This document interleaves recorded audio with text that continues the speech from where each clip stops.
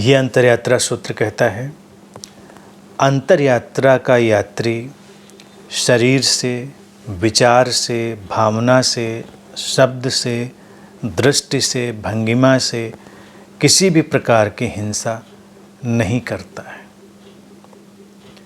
ये सूत्र अहिंसा को समझाने के लिए है और हिंसा भी हम कितनी तरह से कर सकते हैं इसको समझने के लिए है। हिंसा उतनी ही नहीं होती जितनी दिखाई देती है कि सीधे तुमने किसी पे आक्रमण किया, सीधे तुमने किसी को चोट पहुंचाई। केवल वही हिंसा नहीं है।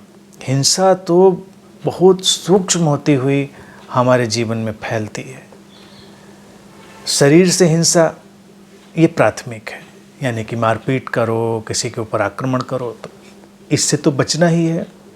फिर सूत्र कहता है विचार से, यानी कि तुम अगर दूसरों के विचारों का स्वागत नहीं करते तो ये भी हिंसा हुई। तुम अपने से विपरीत विचार को रहने नहीं देना चाहते तो ये भी हिंसा है। या तुम ऐसे विचार रखते हो जो दूसरों को किसी न किसी प्रकार नुकसान पहुंचाने वाले हों, चोट पहुंचाने वाले हों, तो वो विचार भी हिंसक हो जाएंगे। विचार जब प्रेमपूर्ण हो, करुणापूर्ण हो, तो अहिंसक होते हैं।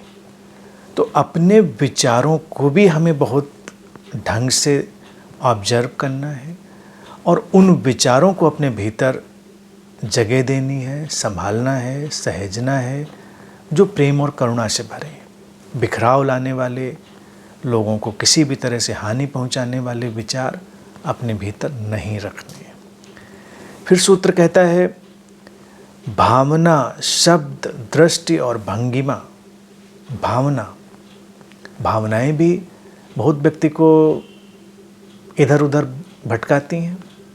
अब जैसे तुम्हें किसी के प्रति अहित की भावना उठ जाए, तुमने किया कुछ भी नहीं, शारीरिक रूप से तुमने नहीं किया, तुम अहित करने नहीं गए, लेकिन भावना उठी, तो उस भावना से भी हिंसा घटती है, क्योंकि भावना की भी एक ऊर्जा है, वो तुमसे निकल कर फैलेगी।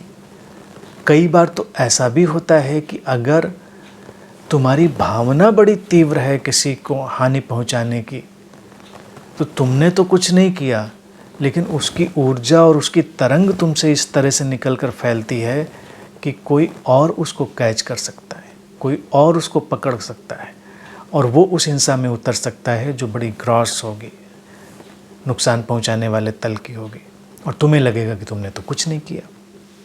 तो भावना हमेशा कल्याणकारी रखनी है। साधक का जीवन ही इस बात को समर्पित है, जो कि कल्याण से भरा हुआ जीवन है। और फिर सूत्र कहता है शब्द, दृष्टि, भंगिमा। शब्द भी हमको ठीक ठीक उपयोग करने हैं। शब्दों का चुनाव बहुत महत्वपूर्ण है। एक साधक के जीवन में शब्दों की सुंदरता अच्छे से उतरनी चाहिए। ऐसे तो लोगों को लगता है कि शब्दों में क्या रखा है, शब्द बेमानी है, लेकिन दूसरी दृष्टि से देखें तो हमारा जीवन शब्दों से ही बनता है। हम एक दूसरे से शब्दों से ही परिचित होते हैं। हम एक दूसरे से संवाद भी शब्दों के माध्यम से करते हैं, और शब्द जितने अच्छे हों, प्रेमपूर्ण हों, गरिमापूर्ण हों, वो अच्छे। शब्दों में ही हमने गालियाँ भी आविष्कार की हैं, लेकिन एक साधक को उनसे बचना चाहिए। गाली क्यों हमने आविष्कार करी? हिंसा करने के लिए, किसी को चोट पहुंचाने के लिए। अब गालियों से अगर हम हट भी जाएं, तब भी तमाम ऐसे शब्द हैं या बोलने के तरीके हैं जिससे तुम लोगों को चोट पहुंचा सकते हो। तो वो हिंसा भी सूक्ष्म है, खतरनाक है। साधक उसका उपयोग नहीं करता। अगर उसके पास श्रेष्ठ शब्द नहीं है तो वो चुप रहता है, खामोश रहता है। लेकिन अभद्र शब्द, गलत शब्द, हानिकारक शब्द, किसी को चोट पहुंचाने वाले शब्द वो उपयोग नहीं करता। और दृष्टि और भंगिमा ये और सूक्ष्म है। कई बार तुम देखो, तुम्हारे देखने में हिंसा होती है, भंगिमा यानी कि तुम्हारा जो ढंग है उठना बैठना चलना, वो भी हिंसक हो सकता है। उसको भी ऑब्जर्व करेंगे। किसी को देखें तो तुम्हारी दृष्टि में अवहेलना ना हो, तुलना ना हो, तुम्हारी दृष्टि में किसी को नीचा दिखाने की भावना ना हो, किसी को कमतर समझने की बात ना हो।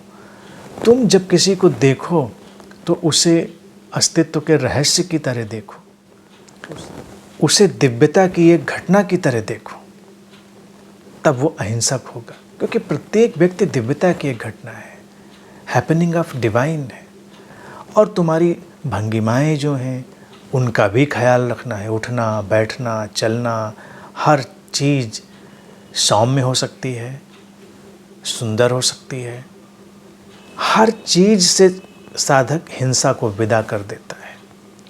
और ये जो अहिंसक व्यक्ति पैदा होता है, जो हर तल पर अहिंसा से भरा है, समाज को उसी की ज़रूरत है। इस जगत को बहुत आवश्यकता है ऐसे लोगों की। और तब जो चारों तरफ ये वैमनस्य, हिंसा और बिखराव है, ये धीरे धीरे समाप्त होता है। साधक अपनी हर तल की हिंसा को मिटाने में सक्रिय है। और जब वो इस तरह से सक्रिय है, तभी वो ठीक अर्थों में साधक है।